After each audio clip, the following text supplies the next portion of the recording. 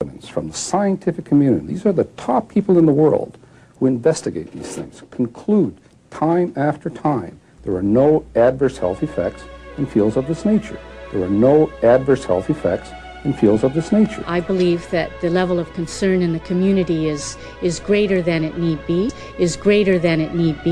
That there is no demonstrated public health risk. It's billions and zillions of money. You know, so what the outcome of this study is can have an enormous impact. What we tried to set up is a study in which we gave ourselves all of the chances to find an effect if it exists.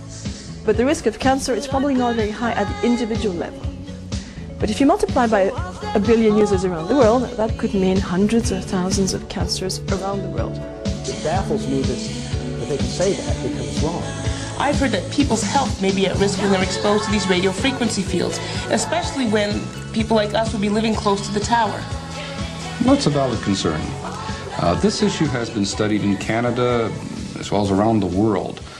Our facilities, the antennas, our transmission facilities, as well as those of others, such as radio and television broadcasters, must all meet rigorous exposure standards, and these are established by Health Canada. Whether or not there was 6 antennas as there were originally in 1995 or 15 now in 2002, they still comply with the safety regulations as outlined by Industry Canada. With the safety regulations as outlined by Industry Canada, the safety regulation with the you could get sort of a perception that there may be something that might be leading to some sort of complications here. No evidence that there is a risk associated with radio frequency fields emitted from cellular telephones. Our strive for scientific truth.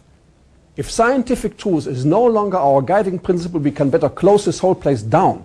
A Health Canada report released today says available studies show current safety standards are sufficient. The cell phones held close to the head for long periods affect our health.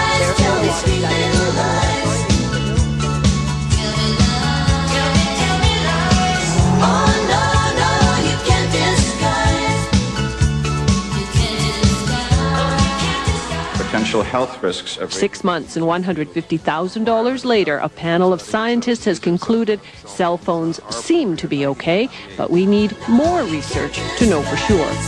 Previous research has not included a high proportion of digital phone users. We also want to be able to look at people who have used cell phones for a long time.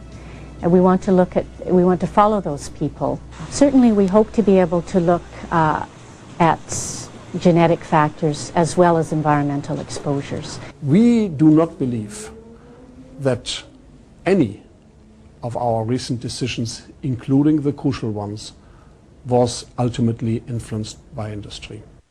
I can only see what is published, how they behave in public, what they do behind doors, what they do in boardrooms. I have no idea.